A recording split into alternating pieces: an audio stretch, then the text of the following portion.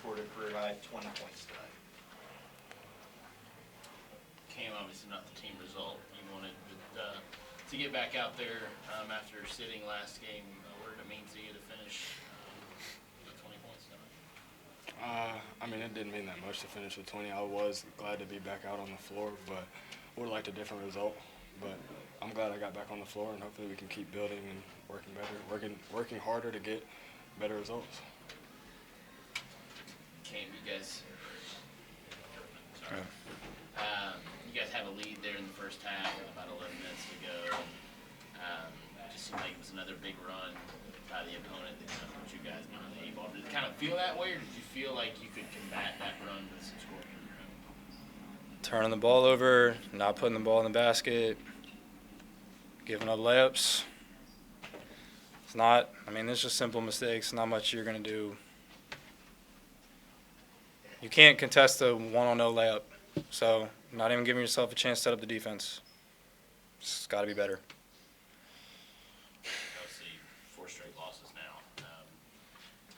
Still, I mean, you're getting towards the end of your non-conference portion of the season, but,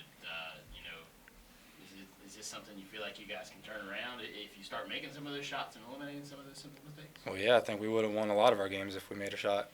Like, you got to score more points than the other team, so. We good? Thanks. Yep. The opening statement is that team I can coach. Team we played, the way we played Saturday, difficult.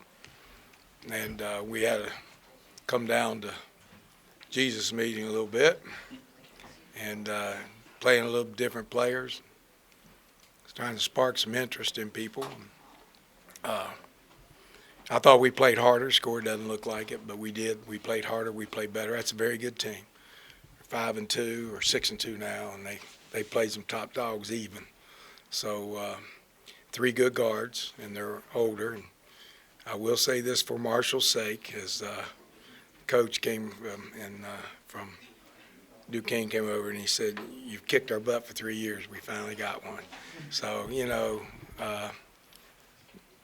it has. We kind of dominated this series, and we gave them one. So we'll be back. I think this team's going to develop and keep playing this way. We're going to have a good ball club. Our season will start really when we get through these next 5 games, or 4 games now, maybe 5. But all these are conference champion winners or type of teams. And we were a developing team, and it's going to be difficult. And fans got to just hang in there. We're going to play hard for them. And we pick off a few, but our season will really start going when we hit the conference, and we'll see what happens in about mid-February where we are. You have a lead there about halfway through the first half, and they go on a big run. How much did that hurt when you? Well, anytime you go down, it hurts. Not to make fun of your question, but you get behind, it hurts. Made mistakes, and we're not shooting the ball. And I don't know why we're not shooting it. I thought we got good shots early, especially early. I thought they were well within things that we can do and make. I think O'Bean is getting a little bit more disciplined. I saw him turn down a couple that he has been winging, but, he's got to make some shots if he's going to do that. He's got to make his free throws early. Those all hurt us. But, we're playing hard enough to win. Now we got to learn how to win. You mentioned the free throws. I mean, they shot 41 tonight.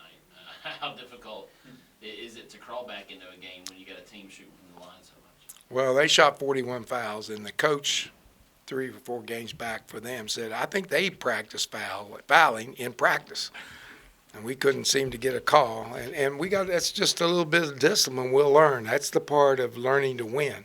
We're playing hard. Now you got to learn to win. You got to have the discipline that when they're going up for a shot, you don't do the little extra to try to block it and foul him, and instead of just staying right there and he misses it and get the rebound. And we're not doing the little fine things, hitting the right shot at the right time or not fouling at the right time that are creating problems for us as far as winning. Now, I do think once you get going and play for a while, that stuff starts disappearing. If these guys are intent on winning, they'll learn. So I like this team, the way we played today, and we'll just keep getting better, and we'll give Marshall a good basketball club before the year's out. It looked like your message got through to Cam Crawford after 20 points tonight. Well, I've told him he was talent-wise, he's maybe the best player we have offensively, and one of the better players on our team. But that's what happens with the portal, though. He's coming from a place where he's played a different way, and then they have a idea of how they're going to play here. They get a lot of freedom, but they're kind of not looking at how we play to include that freedom in their decision making. They're thinking about how they play and the freedom that they have inside. And what they got to do is learn how to take that and discipline their game inside our structure, and then have the freedom to play. And he was struggling with that. And I'll be over on the sideline coaching. I had no idea what he was going to do. None. It was like I didn't know whether he was going to pass it here, he was going to dribble there, was he going to run the floor, was he going to stand back here? And you have to send a message that he's got to start watching film and start, hey, I gotta discipline my mindset and discipline my game. He's still a little wild. He gets out there and he does some things. I'm sitting over shaking my head, but I liked his effort. He is talented. He can make shots. He can make good moves to get a shot. And again, that's part of the development. I'm not going to say that, but we've had enough bad press.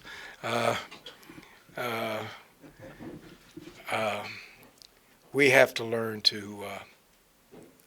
We just have to learn to fit the pieces together so that they play together. And if they do that, then we're going to have a good ball club.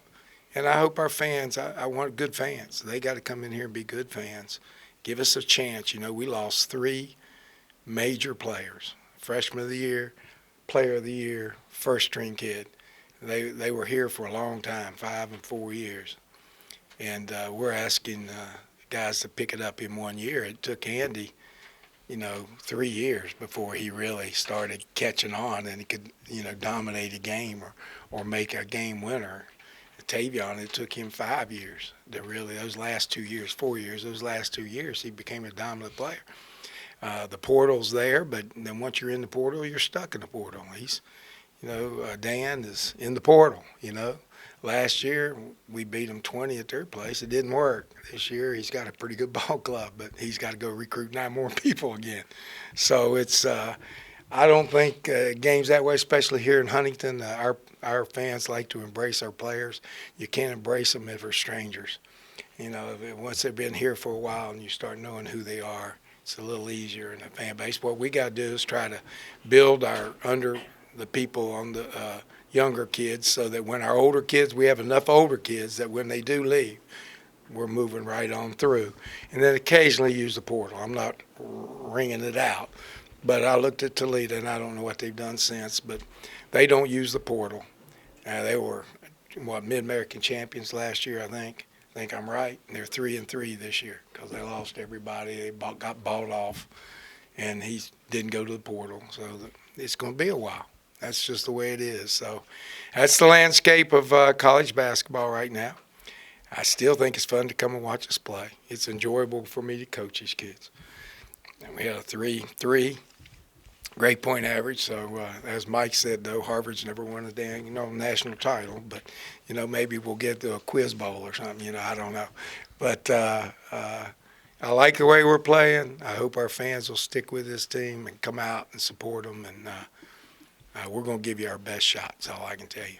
When you mentioned about Cam Crawford having those teaching moments, do you you never know how a kid's going to respond coming out and then scoring 20 DD. Well, you kind of touch on it a little bit, but when you take those teaching moments and you see him respond like that, is that kind of a problem for you, or kind of saying, hey, look, it's rough losing, but at least you see him getting the concept of what you're trying to preach?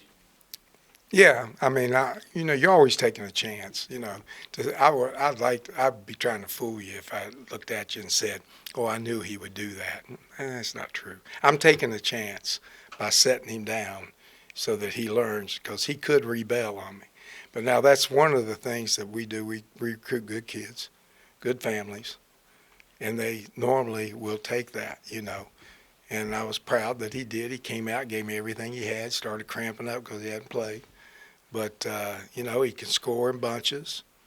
He's got discipline in his game a little bit. There were a couple of times that he got down the corner, he's going too fast, and he ended up kicking the ball off, and then he had the ball out of bounds, and instead of just tossing his net, he tried to throw it off a guy.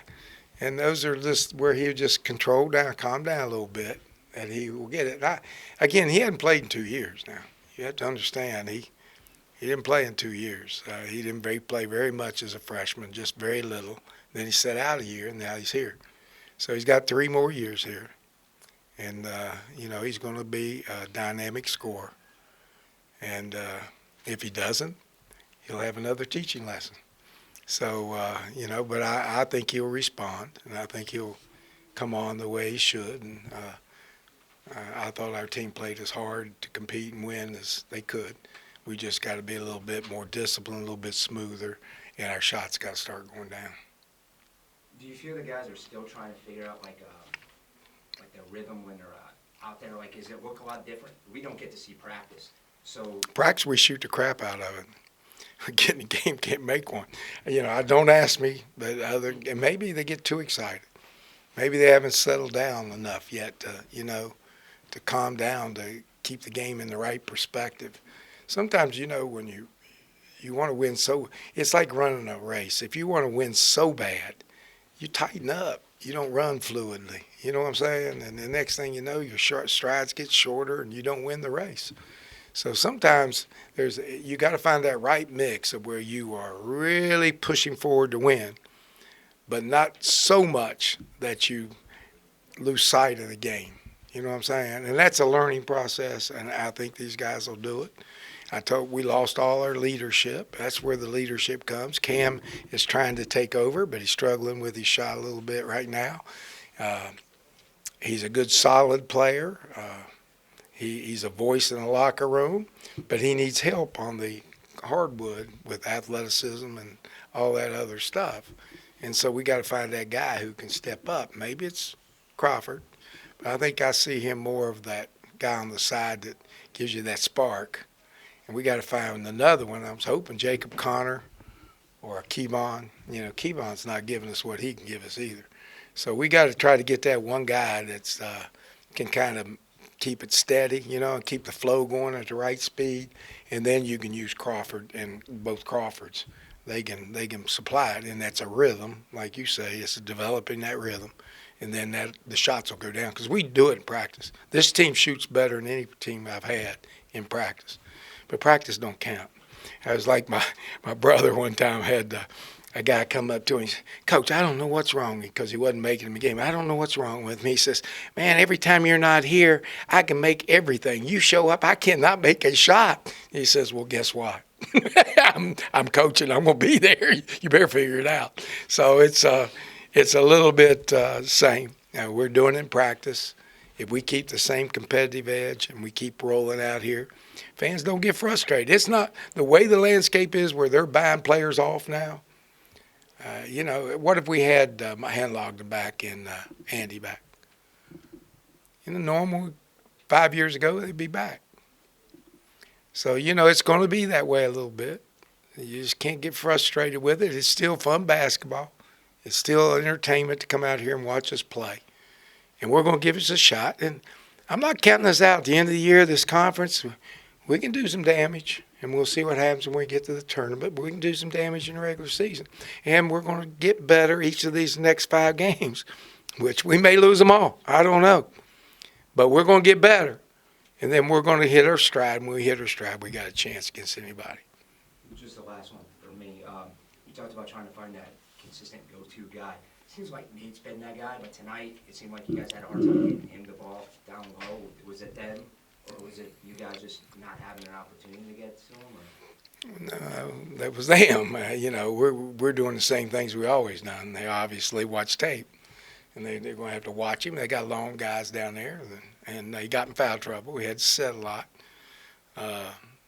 You know, he's not a perennial scorer. You know what I'm saying? I'll tell you what he do. He will come and play hard every game. You don't have to worry about that. He's going to give you everything he's got. But I I wouldn't measure him and think that he's going to be a double-figure scorer. Now, he might be a rebounder, but a double-figure scorer, I think that's every game. He's going to do a lot, but to ask him to do that every game, I think you're going beyond what he's capable right now. Now, if we keep working, he's got another year. And you got to look on the floor there. We had Kevon will be a senior and Cam's a senior, but Kyson was a freshman, played a lot. Kerfman is a sophomore. Nate's coming back. Obina's coming back, hopefully, all those guys. And so Jacob is a sophomore. Go look at their roster. See what you got. It's like I said before that, as I was asking Kyson sitting down there, and their average age 23. I said, how old are you, Kyson? 19. So, you know, it's a different landscape. Like I said, Toledo's chosen kind of the way we go. There's several teams that if you look at Appalachian State, you know, we beat them last year, but they kept all their players, and now they're, you know, they beat Auburn, but they're all seniors. That's Andy coming back and Micah coming back, and they kept all their players. And they didn't have enough to get bidded as high as ours got, you know, because we had a freshman of the year and had a first-string Sunbelt guy. So, you know, it's going to be difficult. And fans, I hope they don't lose their enthusiasm for this game, because what they had out there was 16 young men trying to play as hard as they can for Marshall. And you know what? I root for Marshall. I hope they do too. And I think they will. Most of them here are really good fans and really good people. And I know that they'll come out and support this team. And it's going to be fun. It's going to be a fun year for me. I didn't come up here like I did last game. Last game, they might come and get me, right? Jeez, got to watch, you know, you're a coach, you got to be careful. But you got your antennas out all the time. But, you know, we're going to get there, you know? It's going to happen. And they're going around here, you just come out and you support Marshall. And like I said, we got a good fan base. We got good people who live in Huntington, the tri-state area, and the state of West Virginia. I hope they don't get tired of me. You know, I'm not tired of them. I hope they don't get tired of me. But we're gonna turn this thing around and we'll compete. But you can't expect 24 wins every year. That was the most last year. Was the most they've ever won here. And they always talk about strength of schedule. Well, strength of schedule is about 120. That's way well into the top half of the number of schools in this country. So, you know, just get realistic ideas of expectations. Be realistic, hopeful, and go out there and let's see what we can do. Maybe we can turn this around. All right? Cliff Ellis retired Huh? today. Cliff? You're now the oldest coach in Division I college. Number one. Long standing. I never was the best, but I get to stay longer than everybody else. It's nothing to brag about. I wish a lot of W's would come with it. But I feel good. You know, I felt bad. And maybe I shouldn't say this, but I'll say it. I had long COVID for 3 years. I felt like crap before the last season. That season we dumped down, I was hurting. I didn't know if I was going to make it another one. You don't have energy. You know, it's not fun. And it kind of went away last year. So I feel good right now. This is the best I felt. I couldn't lose weight. I was eating all the time because it hurt.